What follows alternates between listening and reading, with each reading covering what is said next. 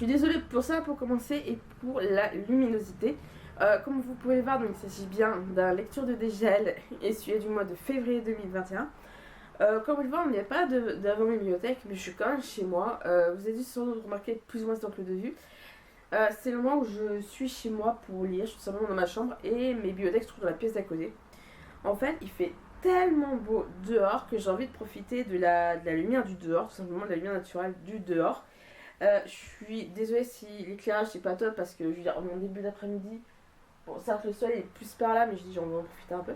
Soyez pas surprise de voir Antoinette qui va passer par là parce que comme vous avez pu voir, vous avez un truc blessé, un truc rose là. Là, c'est la nourriture d'Antoinette et là, c'est son eau. Et là, le petit truc, c'est toujours là où je mets sa petite pâtée. Je n'ai pas lu. J'ai surtout fini des romans que j'avais déjà commencé il y a longtemps. Mais je vais voir que je n'ai pas spécialement lu. Je suis surtout dans un mois où. Je sais pas si beaucoup de gens vont comprendre ma situation. Mais je me retrouve à me coucher à genre 21h du soir. Et à me réveiller à 6h du matin à cause du réveil. Totalement épuisée, donc je faisais des nuits improbables. Et je rentrais chez moi, j'étais épuisée en revenant du boulot. Et là, je pense que ça s'entend un peu avec le nez. Voilà. Ben, j'ai beaucoup aspergé, j'en suis désolée. Pas avec la bouche en tout cas, parce que là, on est samedi 6 mars, pardon. Et là, pendant toute la semaine, je me suis retrouvée avec le nez bouché, la gorge totalement irritée en mode tu vas mourir. Mais je sais que c'est dû peut-être au pollen ou un truc comme ça. Faut vraiment, je pense, aller chez le médecin pour prendre de l'ARUS. Tous les allergiques au pollen connaissent. Mais voilà, vous toujours pas posté celle de janvier. Elle a été tournée déjà fin janvier, début février et compté tout, sauf que j'ai. Alors, j'en ai déjà parlé sur mon serveur Discord ou même sur Instagram ou quoi. Surtout sur mon serveur Discord, c'est que j'ai. C'est aussi une connexion pourrie, j'arrive pas à comprendre ce qui se passe. J'ai ADSL et tout, mais je crois qu'il faut que je trouve un moyen d'amplifier le wifi sur mon PC ou je trouve une autre façon parce que il suffit que le PC redémarre ou un truc comme ça et ou même se mettre en veille et le téléchargement se fait plus et des fois c'est bloqué à tel pourcentage et il marque que le traitement ne peut plus se faire. Donc ça commence un peu à me faire chier si je peux me permettre. Mais en tout cas, même là la vidéo des résolutions, pareil pour l'unité en fait en janvier, postée le 8 février, ça c'est pas normal quoi. Bref, passons. Je l'ai pas avec moi mais je vous présente juste après, mais on va commencer je pense assez rapidement pour pas que ça dure des plombs.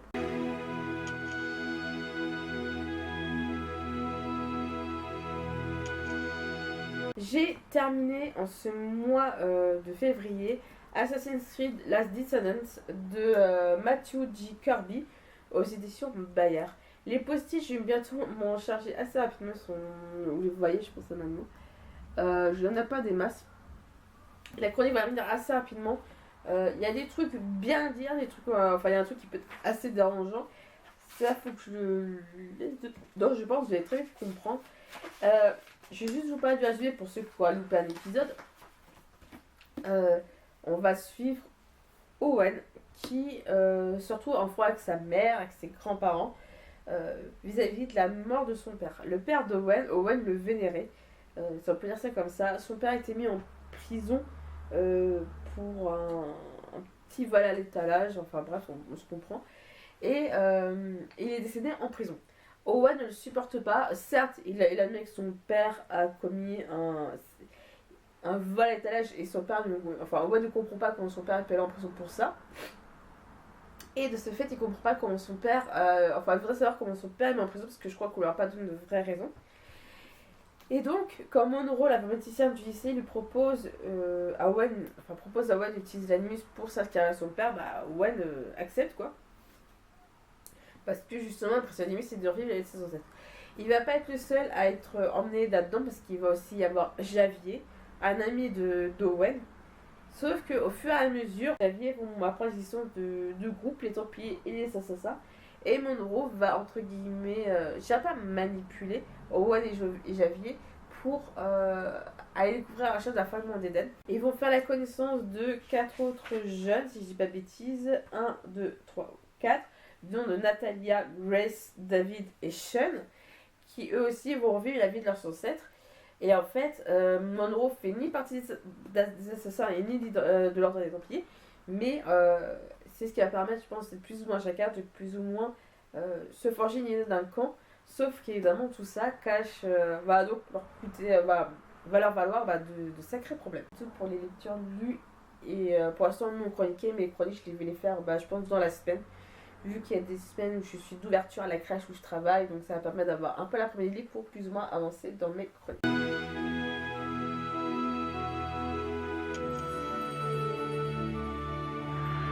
Dans les séquencitions,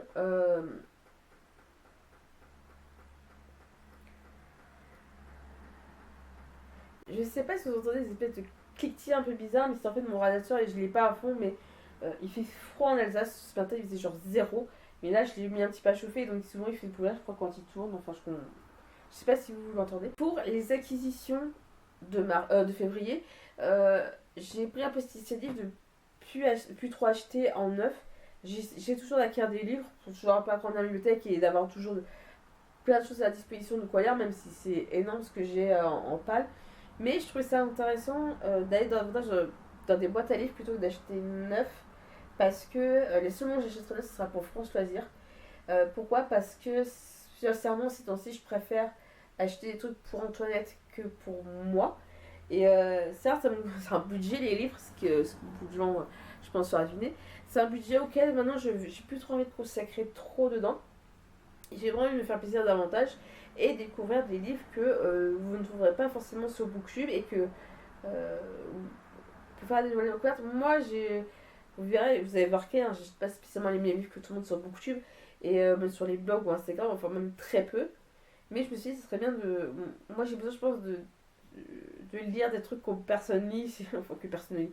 Il y a des gens qui lisent, mais bon, pour découvrir de nouvelles choses.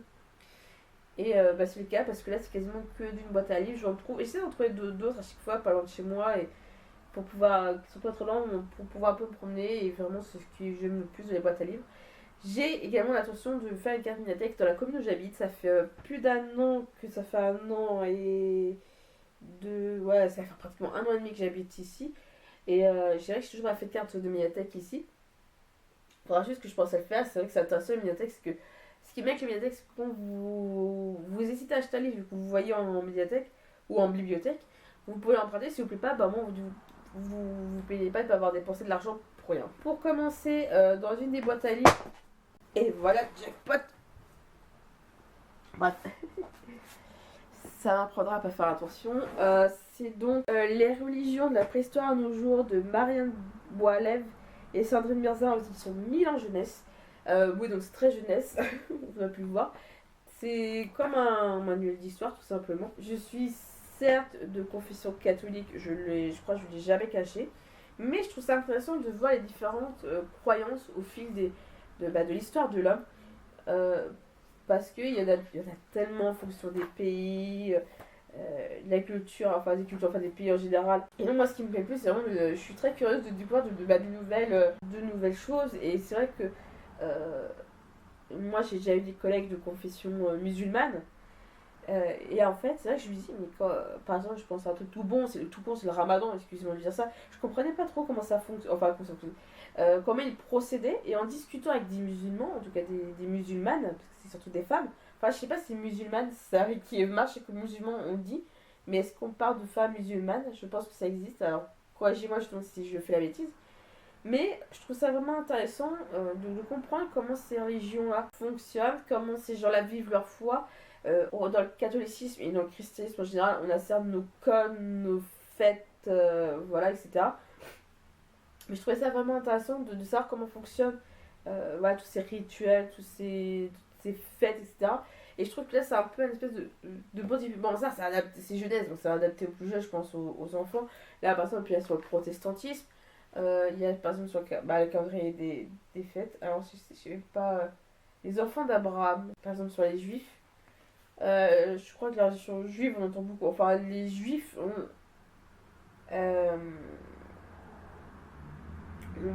sont très chers dans l'histoire. Hein. Je pense à la Seconde Guerre mondiale, des choses comme ça. Mais en tout cas, je trouve ça vraiment important de découvrir d'autres.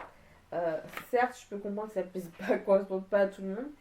Mais j'ai envie d'en apprendre plus sur des religions. Et je pense que le fait d'avoir une base pour vraiment plus un sujet, c'est vraiment intéressant. Il faut toujours avoir des bases pour tout s'appliquer à certains sujets.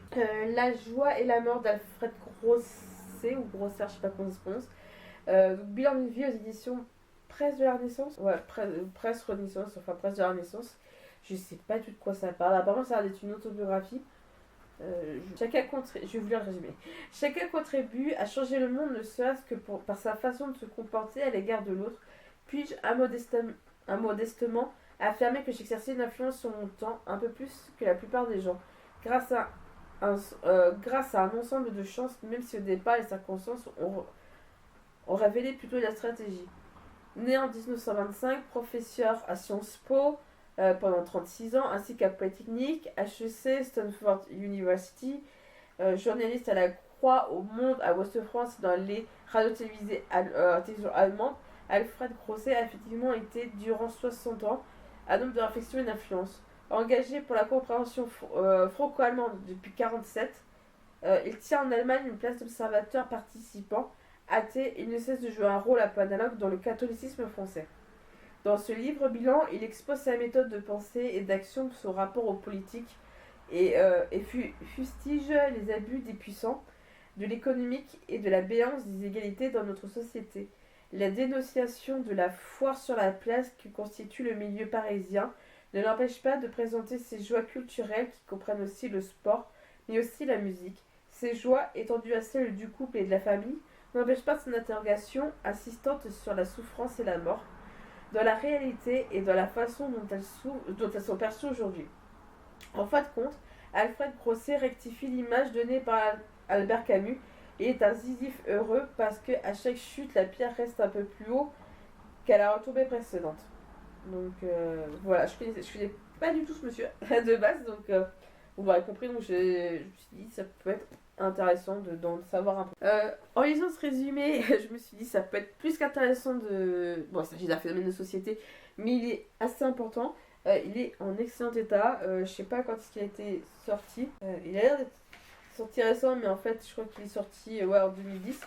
C'est Frapper n'est pas aimé, enquête sur la violence conjugale en France par Natacha Henry aux éditions de Noël dans la collection Impact. Alors, les violences conjugales, je pense qu'on entend beaucoup parler. Parce que l'année dernière, je crois il y a eu le triste record de féminicide en France.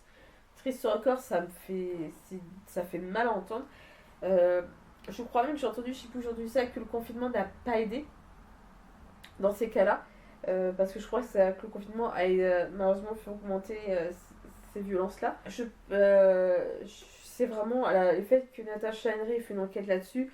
Parce qu'en fait, c'est que malheureusement, le féminicide, en tout cas les violences conjugales qui peuvent entraîner la mort, souvent pour certains cas, on entend parler, on sait que ça existe, mais ça fait partie de ces sujets qu'on sait qu'ils existent, mais on préfère fermer les yeux là-dessus. Et moi, je trouve ça normal qu'au bout d'un moment, faut faire ouvrir les yeux sur certains cas. Et voilà, moi, je trouve vraiment le livre assez intéressant. Il est vraiment neuf, il y a juste un petit peu là où il est juste un peu abîmé, mais tout le il est en très bon état. C'est comme si je voulais l'acheter en librairie il y a 5 minutes. Hein, donc, il y avait même un petit marque-page dedans. Soif de lire, donc librairie café. 11 rue Finkmat. Je sais pas si je prononce très bien, je suis désolée. À Strasbourg. À Strasbourg. J'ai Strasbourg avec l'accent allemand. À Strasbourg, pardon. 67 000 Strasbourg.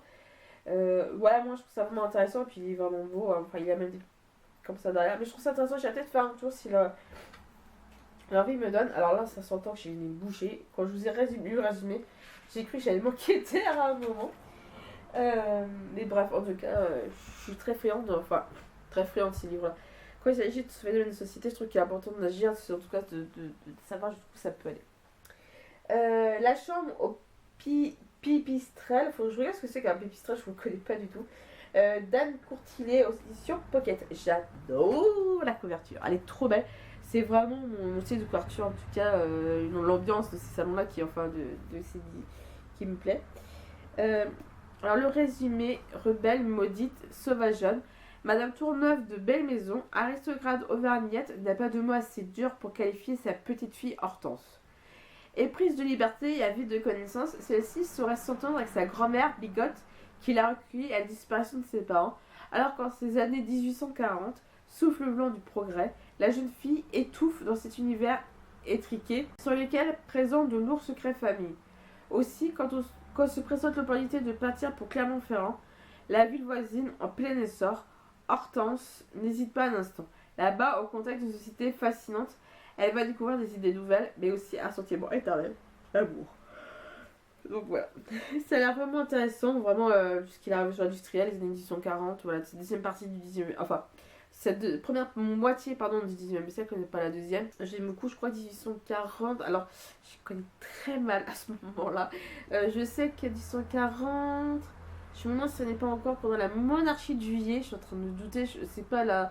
Je sais pas souvenir que ça soit encore la restauration, en tout cas Louis XVI et Charles X, je crois que c'est passé. Je crois qu'on est sous Louis-Philippe, donc monarchie de Juillet, ou la Seconde République ou le Second Empire, je sais plus du tout. Alors à partir de là, je sais qu'après la restauration, je sais même plus quand ça se termine, alors ne me demandez pas après. Mais voilà, mais c'est vrai que j'aime beaucoup cette période-là où on est vraiment... Où ça se cherche, des idées avec la révolution qui a eu lieu plus ou moins, enfin un petit peu moins d'un siècle avant, parce que la révolution française s'est terminée 50 ans plus tôt, donc un demi-siècle avant. Mais voilà, en tout cas, j'aimerais bien, je pense que ça peut être intéressant avec les beaux jours qui reviennent, le printemps et tout, ça peut être vraiment intéressant. Et Leclerc prix Strasbourg par Jacques Granier aux éditions des Dernières Nouvelles. Alors qu'on peut le voir, c'est une très vieille édition qui... Enfin, ils disent que c'est une deuxième édition, hein, donc moi je veux bien savoir, mais elle était quand celle-là? Elle doit être vieille, hein, l'édition. Ah, la preuve, c'est une vieille édition, parce que pour qui marque, ça a été... qu'il y a des... En fait, je vous explique, il y a des prix en francs. Il y a des prix en francs, donc... je sais pas, il n'y a pas plus d'un info que ça. Donc ouais, ça doit être au moins avant 2001 quand j'ai... Et donc, une fois enlevé l'espèce de couverture bizarre, on a une vieille version comme ça, et là avec la cathédrale de Strasbourg. Mais il a des quand ce bouquin? Achevé d'imprimer le 15 avril 70. Donc le machin, il a plus de 40 ans. Même plus. 30. Plus 20. Ouais, 50 ans. Et donc voilà, non, moi je suis pas très Seconde Guerre mondiale, je pense que vous l'aurez très compris, enfin vous le savez je pense, merci à la Révolution française de passer par là, mais j'aime bien m'intéresser un petit peu à tout sur le plan historique, la Seconde Guerre mondiale c'est intéressant, puis là j'habite à Strasbourg, enfin j'habite en Alsace, donc le titre m'a un peu interpellé parce que c'est vrai qu'on parle beaucoup de la libération de la Normandie, enfin de l'avancement des armées de la Normandie jusqu'à Paris, c'est vrai qu'après on connaît pas trop. Mais en tout cas, il est assez intéressant, c'est écrit assez petit certes, mais dedans il s'est souvent entrecoupé de photos et de documents. C'est vraiment, donc il y a vraiment beaucoup de photos surtout. Donc il est pas mal entrecoupé, donc c'est ce qui donne un peu plus de charme et tout. C'est hyper top, donc ça donne vraiment... Les images parlent beaucoup, et donc voilà. Et en fait, quand vous regardez le bouquin de côté, tous les petits traits que vous voyez gris, foncé, c'est où il y a des pages où il y a les images et tout. Le pèlerinage à Compostelle, une quête spirituelle de Michel Armourot aux éditions Diffusion Rosicrucienne. Et en plus, j'ai remarqué que le livre il est dédicacé en plus, donc il a l'air d'être pas mal vu parce que la dédicace date de 2002. Donc voilà. Et c'est aux éditions Coalition Université Rose-Croix Internationale. Et le livre a été édité en 2002, donc ouais, il y a 18 ans. Je vais aller le résumer parce que ça parle, c'est peut-être mieux. Le pèlerinage à Compostelle n'est pas un voyage touristique. C'est un parcours initiatique qui répond à un appel intérieur et permet aux pèlerins de dépouiller le vieil homme afin que naisse le nouvel homme. Au fil des jours, le pèlerin apprend à s'harmoniser avec la nature, se libère du mental et s'ouvre à la conscience, laissant progressivement la place à l'expérience de l'âme. Le chemin de Saint-Jacques revêt alors sa véritable et ultime dimension, celle d'un laboratoire au cœur duquel s'opère de jour en jour, une alchimie spirituelle qui transforme l'être tout entier. À l'issue de cette transformation, le pèlerin, riche de cette expérience, peut retourner dans le monde où il peut poursuivre sous toute forme son voyage intérieur. Je rêve au moins de faire le chemin de Compostelle, mais il faut seulement que je pense à m'occuper de voir comment ça marche pour Antoinette et combien de temps que ça dure. Et c'est le cas, si ça peut mal de vivre un peu le chemin de Compostelle, ouais, pourquoi pas. Dernier livre, et lui, je crois que je le gardais cet été quand j'étais chez mes parents. La crèche où je travaille avait terminé pendant 3 semaines en août. Et donc j'irai chez mes parents pendant cette période-là, ce qui est plutôt top en soi. Donc j'irai chez mes parents, donc j'emmènerai un livre que je vous recommande plus celui-là parce que voilà, c'est une sacrée brique. Il s'agit donc du livre Le Nazi et le Barbier d'Edgar Ilstenrath. Et c'est aux éditions... Je ne sais pas la maison d'édition. Ça va bête. Édition Attila. Donc voilà. Qui est une belle briquette, je pense que vous pouvez le voir. Et qui est pas l'air d'être si vieux que ça. Hein. Donc 2010, donc il a 11 ans. La couverture est assez sympathique. Moi j'aime beaucoup la couverture. Et c'est un livre qui fait un peu plus de 500 pages, 510 pages. Je vais vous le résumer parce que j'ai compris le résumé, j'arrivais pas à vous l'expliquer tout simplement. 1933, Max, le fils bâtard de la pute Mina Schulz, s'enrôle dans les SS à l'arrivée d'Hitler au pouvoir. Affecté dans un camp d'extermination où disparaissait son meilleur ami, entre parenthèses, juif, et toute sa famille, il décide à la fin de la guerre de se faire passer pour juif et endosse l'identité de son ami assassiné. Max Schulz, devenu Hitzig Finkelstein, épouse la cause juive, traverse l'Europe et rejoint la Palestine où il devient barbier et sioniste fanatique. Le Nazi et le Barbier fut 30 ans avant Les Bienveillantes, le premier roman sur l'Holocauste, écrit du point de vue du bourreau, l'humour, entre parenthèses, noir en plus. Donc, je sais pas si c'est pas trop intéressant, mais le côté, bah oui, il se rend compte que à cette époque-là, tout le monde connaissait un juif, entre guillemets, dans son entourage de près ou de loin. Les juifs, déjà, nous, on les voyait dans les rues de Paris avec les toiles, etc. Enfin, Paris et ailleurs, dans la partie occupée, avec les toiles juives, cousues sur l'événement, directement. Et là, je me dis, mais quelqu'un qui, en fait, connaissait un juif, que la société décide de prendre l'identité de son ami, de devenir juif, tout simplement, parce que j'ai pu comprendre, ça peut être vraiment intéressant. J'ai bien de voir comment c'est amené parce que ça a l'air d'écrit assez petit, donc en tout cas pour le format du bouquin, c'est ce qui fait que ça peut vraiment être assez intéressant. Je l'ai toujours mis en vacances parce que je pense que si je le laisse rapidement, je le passerai à mon père, ça lui plaira beaucoup mieux. Et pareil, je pense que ça va être la même personne qui a dû laisser le livre là, sur les violences conjugales. Et moi, ce qui me plaît vraiment, c'est que c'est. Oh, j'ai vraiment le nez qui est pris, ça m'énerve. Et donc là, c'est ce qui était marqué. Là, il y a jamais un tampon. Ah, mais vous voyez même pas. J'ai le nez qui est prêt de chiffrer. Puis bon, que je finis cette vidéo, je ferai les autres plus tard. Là, où ils marquent où est-ce que j'ai emprunté ce livre, dans quelle cabane à livres. Et donc, mon destin, j'étais emprunté dans une cabane à livres. Mon destin est de retourner dans cette cabane à livres après avoir été lu. Et peut-être même, je pourrais faire le tour du monde. Donc, c'est vraiment mignon. Mais en tout cas, j'ai hâte de le lire parce que ça, en tout cas, avec les Mémé Bougeons, mais cet été, quand il y a vraiment des doutes qui reviennent, je pense que ça pourrait être vraiment intéressant. Le côté voyage, surtout avec la Palestine.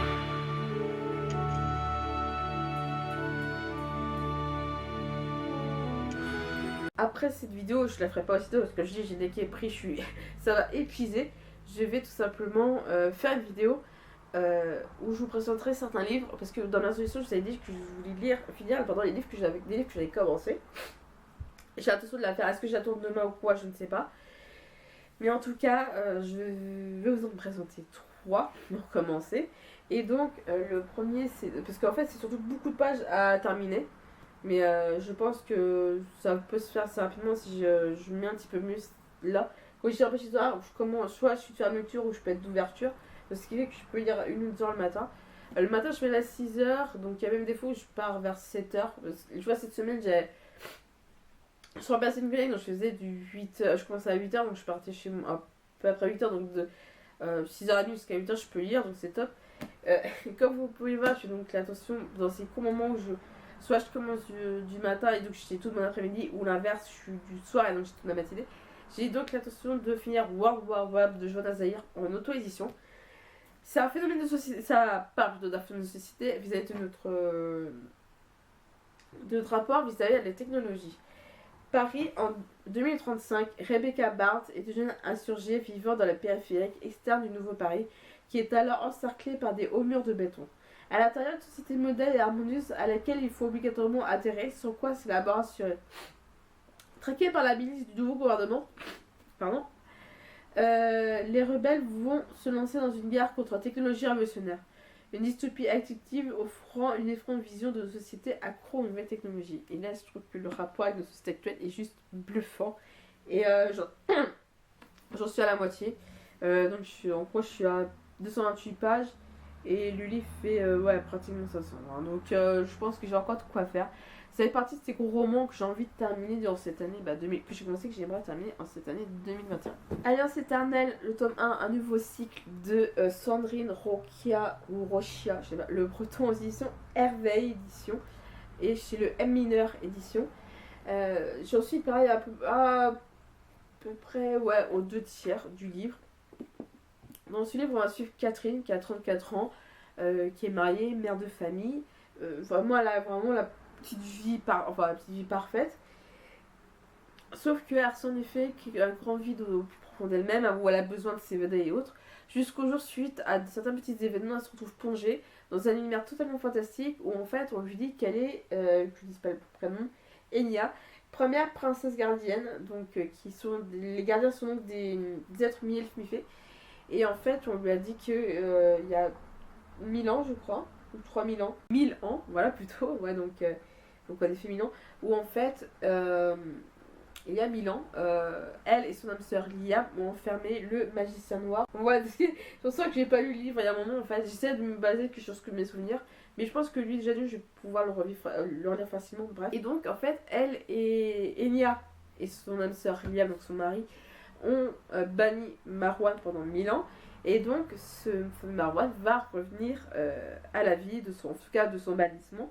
Et donc, Catherine est tout simplement la réincarnation d'Enya. Et en fait, les gens qui l'ont accueilli chez eux, c'est tout simplement des proches d'Enya qui se sont eux aussi réincarnés. Et je trouve ça vraiment intéressant parce qu'elle va également devoir protéger cette fille de 3 ans, retrouver son âme sœur Liam. Et là, quand on se trouve Liam, c'est assez impressionnant. Et donc, comment reconstruire. Enfin, c'est justement ce que cherchait Catherine à la base, ce côté fantastique, magique et tout. Mais en fait, ça a également un revers de la médaille et tout ça. J'en suis à la moitié et je pense que je peux le reprendre sans problème vu que j'ai une bonne mémoire si je suis vraiment bien replongée dedans. Donc, il n'y a pas de souci pour moi. Donc, ce qui est bien, c'est que c'est des livres où je suis sûre que je n'ai pas besoin de reprendre à zéro pour les relire et c'est plutôt génial. Dernier livre, là aussi, j'en suis presque à la moitié. Voilà, donc tout ça, ça a été lu, donc je suis pas loin de la moitié. En tout cas, je suis à peu près au tiers, ouais, pas loin de la moitié. C'est donc The Empire of Corpses. Je sais même pas si je le prononce bien et ça me saoule. Par Project et Toanjo aux éditions Pika, roman dans leur collection SF. Alors, ça fait un an que je l'ai acheté. J'ai acheté en janvier 2020, pardon. Et je l'ai lu quasiment aussitôt. Ça apparaît, je crois que ça. C'est un livre que je vais assez bien lire avec les boutons qui reviennent. Je le kiffe vraiment. Donc, pour beaucoup de livres que j'ai commencé mais que j'ai pas terminé, j'ai peur de les terminer parce que je me suis dit, je vais tellement bien dedans que ça va être dur de passer à autre chose après ça. Donc, dans ce roman, on va suivre le docteur Watson, ouais, le fameux collègue de Sherlock Holmes. Pas de Sherlock Holmes dedans, loupé. En fait, on est donc dans une période de la révolution industrielle, donc avec les poussées technologiques qui vont avec, mais sauf qu'on peut croiser dans des rues des nécromates. Ce sont des êtres humains comme vous et moi qui sont morts et qu'on a simplement ramenés à la vie, sauf qu'ils n'ont plus d'âme, plus de conscience. C'est ce qu'on peut appeler communément des morts vivants, qui ont été ramenés à la vie pour des tâches. Comment ça s'appelle? Ouais, c'est de la manœuvre pas chère en fait, tout simplement. Et ils sont également utilisés comme chair à canon dans les guerres. Et en fait, Watson va être contacté par un groupe secret pour aller à la recherche du docteur Frankenstein et de sa seule créature qui sont à l'origine même des nécromates. Parce qu'apparemment, ça pourra tout simplement mener à l'humanité à sa perte. Comme je te dis, j'adore la couverture, elle est pile poil ce qu'elle correspond. En faisant des recherches, j'ai marqué ce roman existe en manga, parce que les deux auteurs... Un moustique passe. Donc la couverture, elle est vraiment magnifique, je la trouve vraiment très belle. Mais en tout cas, je vous en parlerai vraiment de mon cœur, je crois que je que des bons avis à dire. C'est la première fois également que je lis du steampunk, voilà, parce que c'est bien indiqué, l'univers steampunk captivant. Mais il parle également que c'est d'une uchronie. Alors, en haut, là, il marque que c'est un univers steampunk captivant où le Dr. Watson part à la recherche de Victor Frankenstein. Et en bas, il marque une uchronie glaçante coécrite par 2 célèbres lauréats du prix Philippe K. Dick. Donc, je sais pas dans quoi il est catégorisé. Pour moi, en tout cas, ça correspond beaucoup à du steampunk. À finir, elle est trop bien. Mais j'ai pas envie de terminer. Je suis trop triste à la fin. Et en fonction, alors, je précise, on y dit ça, je vous dis le 6 mars, demain dimanche 7, donc Pour ceux qui ne savent pas, je suis jurée pour le membre du PLI, donc prix de la littérature de la lecture, prix de lecture imaginaire Booktubers Zap. Et donc demain, dimanche 7, on va connaître les 5 finalistes. Donc si j'ai les 5 finalistes sur ma liseuse, je commence à en lire un. Et je vais les procurer en écrit, en papier, parce qu'on est obligé de les avoir en écrit. Mais en tout cas, je verrai bien ce que ça va donner. En tout cas, pour des livres sur ma liseuse, je verrai bien.